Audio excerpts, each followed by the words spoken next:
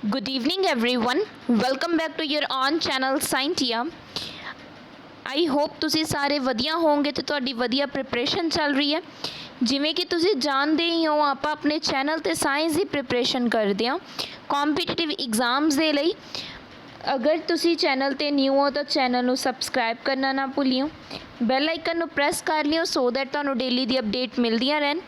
ਅੱਜ ਆਪਾਂ ਫਿਜ਼ਿਕਸ ਦੀ ਜੋ ਸੀਰੀਜ਼ ਸਟਾਰਟ ਕੀਤੀ ਹੋਈ ਹੈ ਮਾਸਟਰ ਕੈਡਰ ਐਗਜ਼ਾਮ ਦੇ ਲਈ ਉਸ ਨੂੰ ਕੰਟੀਨਿਊ ਕਰਾਂਗੇ ਜੋ ਤੁਹਾਡੇ ਐਗਜ਼ਾਮ ਦੇ ਲਈ ਇੰਪੋਰਟੈਂਟ ਰਹੇਗੀ। ਹਾਂਜੀ, ਅੱਜ ਦਾ ਜੋ ਆਪਣਾ ਟੌਪਿਕ ਹੋਏਗਾ ਉਹ ਹੋਏਗਾ atomic and molecular physics part 2। ਆਪਾਂ ਪਾਰਟ 1 ਡਿਸਕਸ ਕਰ ਚੁੱਕੇ ਹਾਂ, ਅੱਜ ਪਾਰਟ 2 ਦੀ ਗੱਲ ਕਰਾਂਗੇ। ਪਾਰਟ 1 ਦੇ ਵਿੱਚ ਮੈਂ ਬੇਸਿਕ ਕਰਵਾਇਆ ਸੀ, ਤੁਹਾਨੂੰ ਇੰਟਰੋਜ਼ ਦਿੱਤੀਆਂ ਸੀਗੀਆਂ। आई होप तुसी वो पोर्शन कवर कर चुके हो। ठीक है जी, स्टार्ट करते हैं।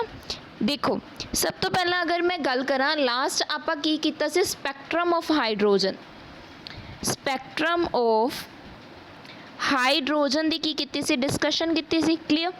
देखो इस दे विच अगर मैं गल करा स्पैक्ट्रम ऑफ हाइड्रोजन दे विच आपां ने की गल कर रही सी वेव नंबर की गल की सी। ठीक है जी, वेव नंबर जो स्पैक्ट्रा ऑफ हाइड्रोजन है वो 5 सीरीज़ तो बनी होंदी है। क्लीयर, 5 सीरीज़ तो बनी होंदी है। इस दे विच जो अपने कोल की है वेव नंबर है वो किस दे इक्वल सी nu bar is equal to R H 1 upon n 2 the square minus n 1 the square.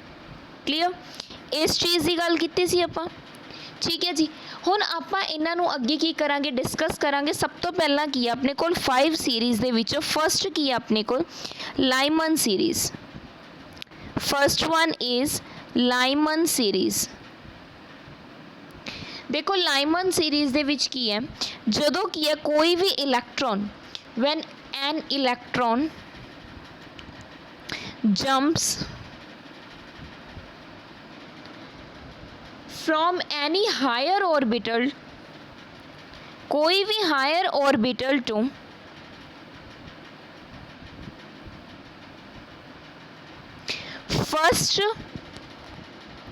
First orbit.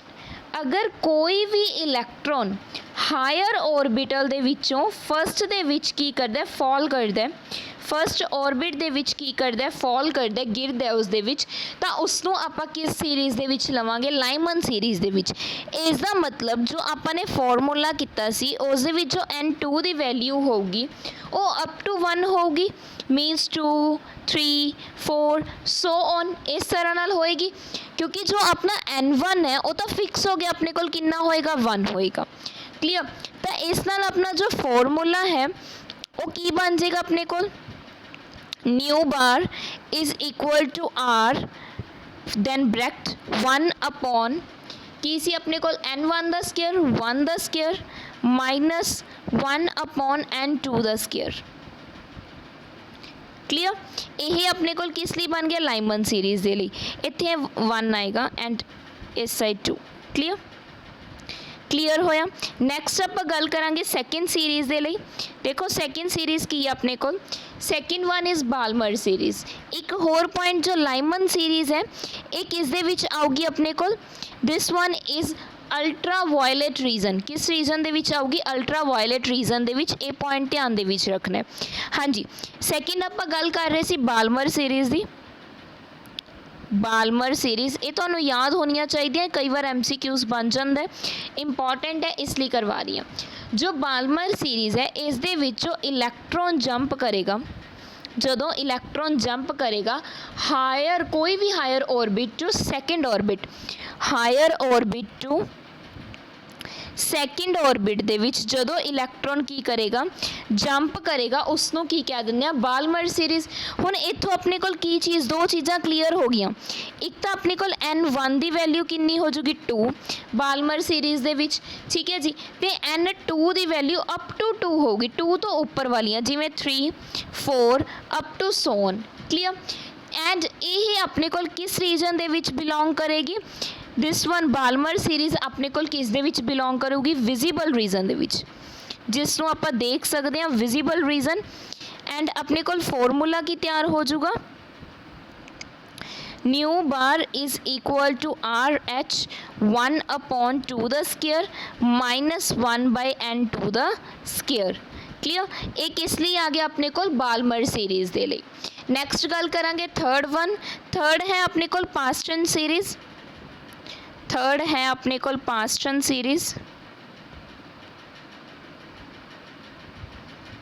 जो पास्टन सीरीज़ है इस दे विच जो इलैक्ट्रॉन जंप होगा वो हायर स्टेट तो मतलब ऊपर वाली स्टेट तो कितने तक आऊगा, टू थर्ड ऑर्बिट तक, टू जो अपने कोल की होगा थर्ड ऑर्बिट होगा उत्थे तक की करूगी अपने कोल आऊगा। इस तो अलावा अगर मैं गल करा इस दे विच की पता लग गया अपने कोल N1 किन्ने अपने कोल 3 एंड N2 3 तो ऊपर वाले सारे जिमें 4 5 6। क्लियर, तो अपने कोल न्यू बार दी वैल्यूज़ की आ गई। न्यू बार कितना आ गया R H upon sorry bracket 1/3 the square minus 1/n2 the square. ये ध्यान दे विच रखना, ठीक है जी। क्लियर, नैक्सट आप फोर्थ सीरीज़ की गल करांगे। फोर्थ सीरीज़ अपने कोल केड़ी है, Paschen Brackett. Fourth one is Brackett series. Brackett series दे विचों देखो एक गल होर, जो पास्टन है वो इन्फ्रारैड रीजन दे विच की है लाई करनगे, इन्फ्रारैड रीजन दे विच की है लाई करूँ। क्लियर, नैक्सट गल करांगे ब्रैकेट सीरीज़ दे विच। ब्रैकेट सीरीज़ दे विच की होगा अपना जो इलैक्ट्रॉन है वो की है हायर ऑर्बिट टू फोर्थ दे विच, फोर्थ ऑर्बिट दे विच की करूँगा जंप करूँगा। Clear, higher to fourth orbit दे विच की करेगा जंप करूँगा। इसका मतलब की होया अपने को N1 की वैल्यू 4 होगी, N2 की वैल्यू कितनी होगी 4 तो ऊपर सारिया 5 6 7। क्लियर, हुण तो तुसी फॉर्मूले दे विच पुट कर सकते हो। एक गल होर, जो ब्रैकेट है ये भी किस दे विच लाई कर दी है, इन्फ्रारैड रीजन दे विच। ये पॉइंट ध्यान च रखियो, हुण सारिया मोस्टली इन्फ्रारैड रीजनस दे विच ने। नैक्सट लास्ट रह गई अपनी fifth. Fifth is पीफंड, पीफंड series.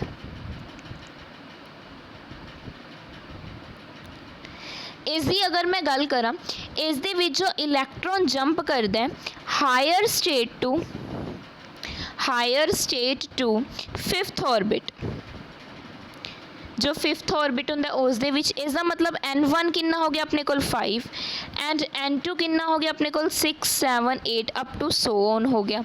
Clear, and इस दे विच अगर मैं वैल्यू की गल करा तो न्यू कितना होंगे अपने को is equal to R H 1/5 the square minus N2 the square. Clear, and ये किस रीजन दे विच लाई कर दिया अपने को, मैं हुणे दस्सिया सी अगे वाली सारिया किस दे विच ने, इन्फ्रारैड रीजन दे विच ने। ठीक है जी, तो की चेंज होंदा है अपने को, फस्ट होंदी है Lyman ultraviolet region, Balmer visible region, उस तो बाद तिन्ने अपने को किस दे विच ने, इन्फ्रारैड रीजन दे विच ने। क्लियर, नैक्सट आप गल करांगे, देखो ये जो एनर्जी लैवल डायग्राम्स सीगियां, जो एनर्जी लैवल का इन्हों का डायग्राम बनता है वह आपां की है, बहुत सारे स्टेशनरी ऑर्बिट्स होंदे ने जो किस डायग्राम द्वारा शो किया गया सी, गोजल्स डायग्राम द्वारा। गोजल्स ने किया अपने डायग्राम के थ्रू की किया सी, इन्हां एनर्जी लैवल्स नू रिप्रजेंट किया सी कि किस तरह इलैक्ट्रॉन आएगा। ठीक है जी, नैक्सट आप गल करांगे एनर्जी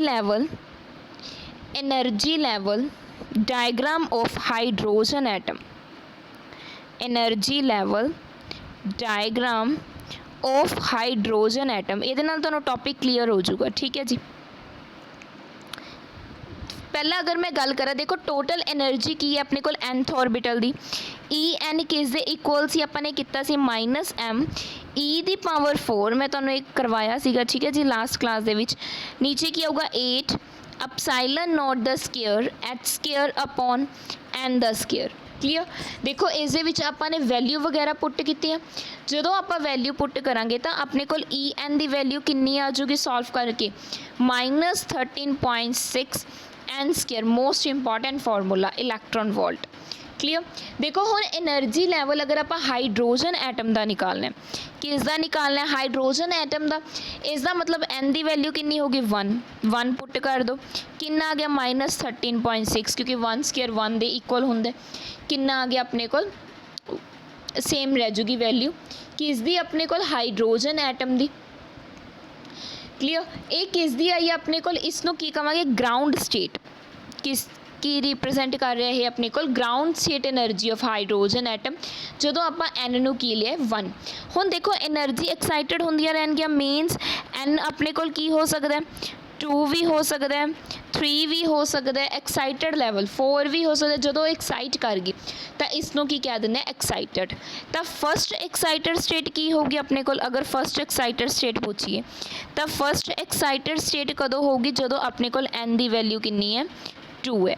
क्लीयर, ये चीज़ पता होनी चाहिए है। सैकेंड एक्साइटेड जो एन की वैल्यू 3 होगी and up to so on. ठीक है जी, इसनों एक टेबल के थ्रू भी याद कर सकते हो इस तरह नाल कि अगर आप गल करिए जिमें हुण यह की है एन की वैल्यू 1 लई, नैक्सट इत्थे एन की वैल्यू 2 लई, चार्ट बना के भी कर सकते हो, एन की वैल्यू 3 लई, मैं 3 शो कर दिनी हाँ। हुण जिमें कोई भी की है अपने को ऑर्बिट आ रहा उपर दी आ रहा मतलब हायर तो कित्थे तक पहुँचते, अगर वो फस्ट लैवल तक पहुँचते तो उसनों की बोलते हैं लाइमन बोलते हैं। जिमें इत्थे तो इत्थे फस्ट तक आया तो ये किहड़ी सीरीज़ नूं रिप्रजेंट कर रहा लाइमन दी। क्लीयर। अगर कि सिर्फ सैकेंड तक आ रहा तो इसनों आप की बोलते हैं बालमर सीरीज़, एंड अगर थर्ड तक आ रहा उपर वाले ऑर्बिटल्स चों तो इसनों आप की बोलते हैं पास्टन सीरीज़ बोलते हैं। मतलब इत्थे होर भी अगर आप गल करिए N4 होएगा, N5 होगा up to so on.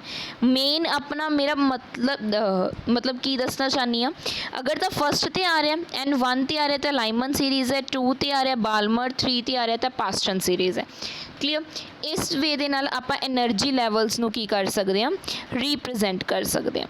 Clear. But अपना मेन मोटिव की अपना याद रखना फस्ट सीरीज़ केड़ी है, उसका फॉर्मूला की बनता है, एक्साइटेड स्टेट कित्थों शुरू होगी, ये सारा कुछ।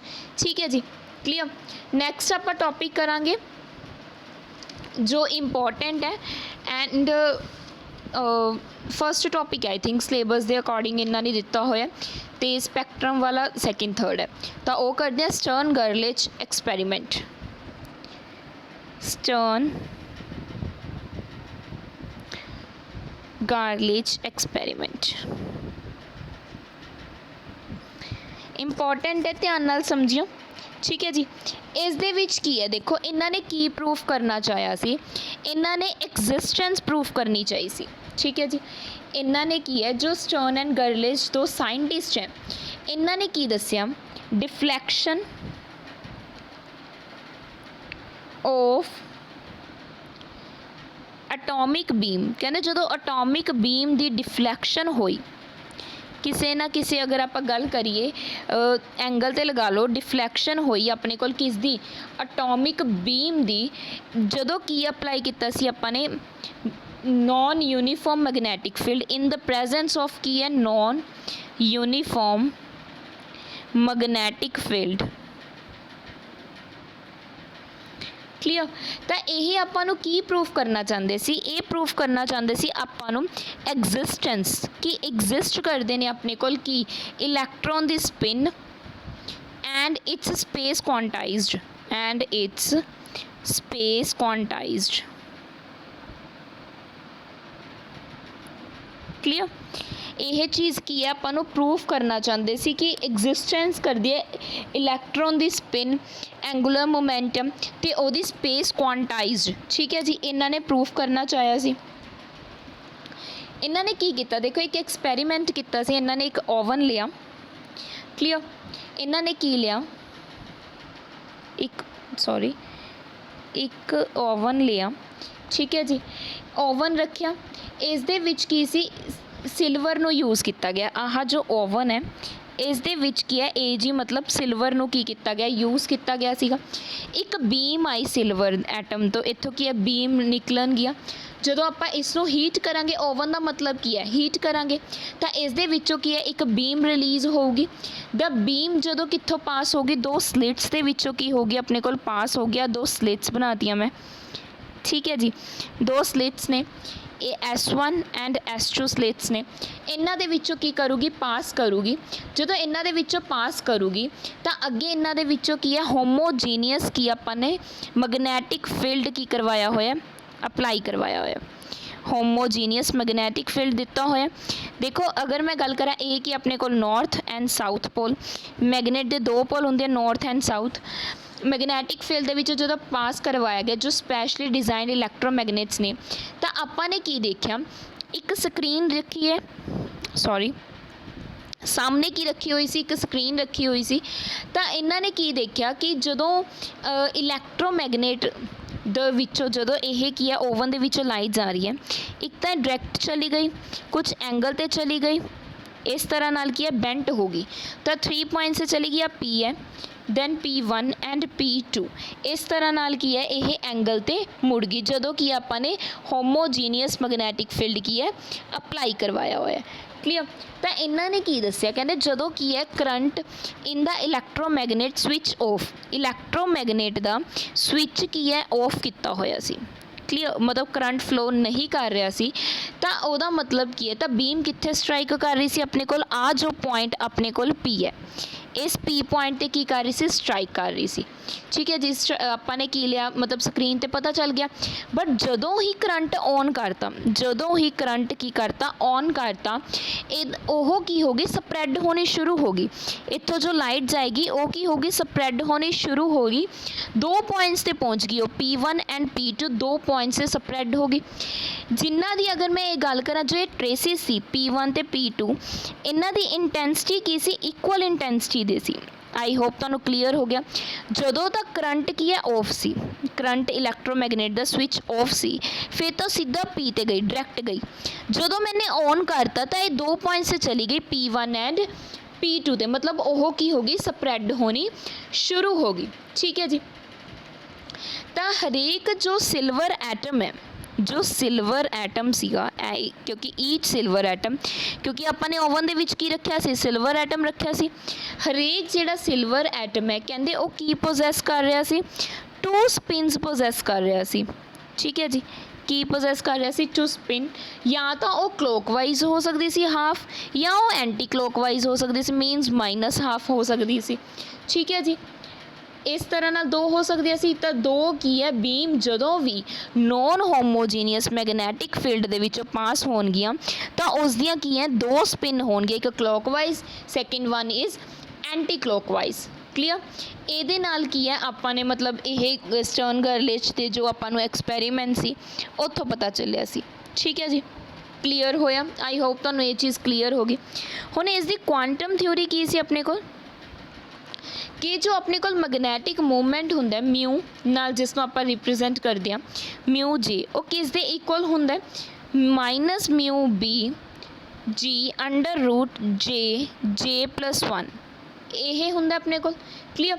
ਮਿਊ ਜੇ ਕੀ ਆਪਣੇ ਕੋਲ ਮੈਗਨੈਟਿਕ ਮੂਵਮੈਂਟ ਹੈ, ਮੈਗਨੈਟਿਕ ਮੂਵਮੈਂਟ ਹੈ ਕਿਸ ਦਾ, ਸਿਲਵਰ ਐਟਮ ਦਾ, ਡਿਊ ਟੂ ਔਰਬਿਟਲ ਤੇ ਐਂਗੂਲਰ ਮੋਮੈਂਟਮ। ਠੀਕ ਹੈ ਜੀ। ਜੋ ਕਿਹਦੇ ਨਾਲ ਐਸੋਸੀਏਟ ਹੈ ਆਪਣੇ ਕੋਲ, ਮੈਗਨੈਟਿਕ ਮੂਵਮੈਂਟ ਦੇ ਨਾਲ, ਕਿਸ ਦੇ, ਇਲੈਕਟ੍ਰੋਨ ਦੇ। ਆਹ ਕੀ ਹੈ, ਇਲੈਕਟ੍ਰੋਨ ਦਾ, ਜਿਸ ਨੂੰ ਬੋਹਰ ਮੈਗਨੇਟਨ ਵੀ ਕਹਿ ਦਿੰਦੇ ਆ। ਹੁਣ ਆ ਜੋ ਮਿਊ ਬੀ ਹੈ, ਇਸ ਦੀ ਵੈਲਿਊ ਕਿੰਨੀ ਹੋਏਗੀ ਆਪਣੇ ਕੋਲ, EH/2m, ਜੋ ਕਿਸ ਦੇ ਇਕੁਅਲ ਹੋਗਾ 1 ਬੋਹਰ ਮੈਗਨੇਟਨ ਦੇ। ਠੀਕ ਹੈ ਜੀ। ਇਹ ਪੁਆਇੰਟ ਕੀ ਤੁਸੀਂ ਕੀ ਰੱਖਣਾ, ਧਿਆਨ ਦੇ ਵਿੱਚ ਰੱਖਣਾ। ਕਲੀਅਰ। ਆਈ ਹੋਪ ਤੁਹਾਨੂੰ ਇਹ ਚੀਜ਼ ਵੀ ਕੀ ਹੈ ਕਲੀਅਰ ਹੋ ਚੁੱਕੀ ਹੈ ਅਤੇ ਕੋਈ ਡਾਊਟ ਵੀ ਨਹੀਂ ਰਿਹਾ ਹੋਏਗਾ। ਠੀਕ ਹੈ ਜੀ। ਤਾਂ ਹੁਣ ਦੇਖੋ, ਅਗਰ ਇੱਥੋਂ ਆਪਣੀ ਕਨਕਲੂਜ਼ਨ ਦੀ ਗੱਲ ਕਰਦੇ ਹਾਂ, ਮੇਨ ਜੋ ਆਪਣੇ ਕੋਲ ਕਨਕਲੂਜ਼ਨ ਹੈ ਉਹ ਕੀ ਆਇਆ, ਕਿ ਅਗਰ ਮੈਂ ਮੈਗਨੈਟਿਕ ਫੀਲਡ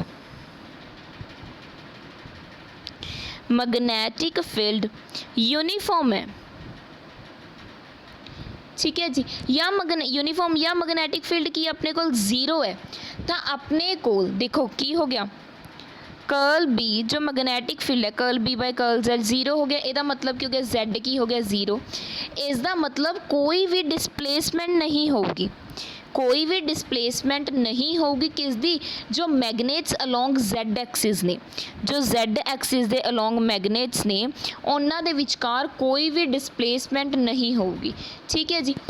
क्लीयर, क्योंकि जो सिल्वर एटम रखिया है उस दे विच आपां जो मेन देख रहे हैं ਉਹ ਆਪਾਂ ਕੀ ਹੈ Z एक्सिस ਦੇ ਅਲੋਂਗ ਕੀ ਦੇਖ ਰਹੇ ਹਾਂ, ਜੋ ਆਪਣਾ ਕੀ ਆ ਰਿਹਾ ਮੈਗਨੀਟਿਊਡ ਆ ਰਿਹਾ, ਠੀਕ ਹੈ ਜੀ, ਕਿਸ ਦਾ ਫੋਰਸ ਦਾ Z एक्सिस ਦੇ ਅਲੋਂਗ ਦੇਖ ਰਹੇ ਹਾਂ। क्लीयर, तो अगर Z 0 हो गया ਇਹਦਾ मतलब कोई भी डिसप्लेसमेंट नहीं होगी अलोंग Z एक्सिस। क्लीयर होया। इस दे विच जो मैगनीट्यूड ऑफ फोर्स है FZ ਦੇ ਅਲੋਂਗ ਉਹ ਕਿੰਨੀ ਹੋਗੀ plus minus mu B curl B by curl Z ਇਹ ਹੋਊਗੀ। ਇੱਥੋਂ ਵੀ ਸਮਝ ਸਕਦੇ ਹੋ अगर ਆਪਾਂ मैग्नेटिक फील्ड जीरो करता तो फोर्स भी की हो जूगी जीरो, Z जीरो हो गया, ਇਹਦਾ मतलब कोई डिसप्लेसमेंट ही नहीं होगी। क्लीयर, ਇਹ ਚੀਜ਼ ਕੀ ਕਰਨੀ ਹੈ ਧਿਆਨ ਦੇ ਵਿੱਚ ਰੱਖਣੀ ਹੈ। ਐਂਡ ਆਈ ਹੋਪ ਤੁਹਾਨੂੰ ਇਹ ਜੋ ਸਟਰਨ ਗਰਲੇ 'ਚ ਆਪਾਂ ਕੀਤਾ ਇਹ ਸਮਝ ਵੀ ਆ ਗਿਆ ਹੋਣਾ, ਠੀਕ ਹੈ ਜੀ। ਤਾਂ ਇਸ ਦੇ ਵਿੱਚ ਹੋਰ ਕੀ ਹੈ, ਇਹ ਕੁਆਂਟਮ ਥਿਊਰੀ ਸੀ ਤੇ ਕਲਾਸੀਕਲ ਦੇ ਵਿੱਚ ਇਹਨਾਂ ਨੇ ਕੀ ਦੱਸਿਆ ਸੀਗਾ ਆਪਾਂ ਨੂੰ, ਕਲਾਸੀਕਲ ਦੇ ਵਿੱਚ ਇਹਨਾਂ ਨੇ ਕਿਹਾ ਸੀ, ਕਹਿੰਦੇ ਅਗਰ ਆਪਾਂ ਗੱਲ ਕਰੀਏ, ਦੇਖੋ ਜੋ ਆਪਾਂ ਨੇ ਹੁਣੇ ਫੋਰਸ ਲਈ ਹੈ FZ ਕਿਸ ਦੇ ਇਕੁਅਲ ਲਈ ਹੈ mu Z curl B by curl Z ਦੇ। ਕਹਿੰਦੇ ਜੋ ਆਪਾਂ ਨੇ ਫੋਰਸ ਲਈ ਹੈ ਇਸ ਦੇ ਵਿੱਚ ਜੋ म्यू Z ਹੈ ਉਹ ਕੁਆਂਟਾਈਜ਼ਡ ਨਹੀਂ ਕਰੂਗਾ, ਮੀਨਸ ਜੋ म्यू Z ਹੈ ਉਸ ਦੀ ਅਗਰ ਮੈਂ ਗੱਲ ਕਰਾਂ कोई भी एक वैल्यू होगी या minus mu Z to positive mu Z कोई भी की है वैल्यू हो सकती है, बट यह क्वांटाइज्ड नहीं करूँगा, मतलब कोई भी वैल्यू तो होगी पर जी फोर्स एक्ट कर रही है एटम ते वो डिपेंड मेन किस ते करूँगी फिर म्यू Z ते करूँगी, ठीक है। ਇਹਦਾ मतलब जो अपने को म्यू है वो रैंडमली ओरिएंटेड है, ਉਹ ਕੀ ਹੈ ਓਰੀਐਂਟ ਕਰੂਗਾ, ਘੁੰਮੂਗਾ, ਰੈਂਡਮਲੀ ਮੂਵ ਕਰਨਾ ਕੀ ਕਰ ਦੂ ਸ਼ੁਰੂ ਕਰ ਦੂਗਾ ਸਪੇਸ ਦੇ ਵਿੱਚ। ਇਹ ਪ੍ਰੈਡਿਕਸ਼ਨ ਕੀਤੀ ਗਈ ਸੀ ਬਟ ਜੋ ਆਪਣੇ ਕੋਲ ਰਿਜ਼ਲਟ ਆਇਆ ਉਹ ਕੀ ਹੈ ਸੈਟੀਸਫਾਈਡ ਨਹੀਂ ਸੀ ਇਸ ਨੂੰ। ਤਾਂ ਕਲਾਸੀਕਲ ਦੇ ਵਿੱਚ ਕੀ ਹੈ ਇਹ ਸੈਟੀਸਫਾਈਡ ਨਹੀਂ ਕਰ ਰਿਹਾ ਸੀ। ਇਹ ਜੋ ਇਹਨਾਂ ਨੇ ਕਿਹਾ ਸੀ ਕਿ ਜੋ ਮਿਊ ਹੈ ਰੈਂਡਮਲੀ ਓਰੀਐਂਟ ਕਰੂਗਾ, ਕਿਉਂਕਿ ਜੋ ਮਿਊ Z ਹੈ ਉਹ ਕੁਆਂਟਾਈਜ਼ਡ ਨਹੀਂ ਹੋਊਗੀ ਉਹਦੀ ਕੋਈ ਵੈਲਿਊ, ਇਹ ਕੀ ਹੈ मतलब रिजल्ट सैटिस्फाई नहीं सी, ठीक है जी। आई होप तुहानू क्लीयर हो चुके अज जिन्ना भी करवाया। एंड अगर वीडियो अच्छी लगी होवे तो वीडियो नू लाइक करना ना भूलियो, शेयर करना ना भूलियो, ठीक है जी। चैनल ते न्यू हो तो चैनल को सबसक्राइब करना भी ना भूलियो। फीडबैक जरूर दिया करो किद्दां दी लगदियां तुहानू वीडियोज़, एंड डाउट क्लीयर करन दे लई कमेंट बॉक्स दे विच पा दिया करो, ठीक है जी। टैलीग्राम ग्रुप नू भी ज्वाइन कर लो सो दैट तुहानू सारियां अपडेट्स टाइम टू टाइम मिलदियां रहन। Thank you so much.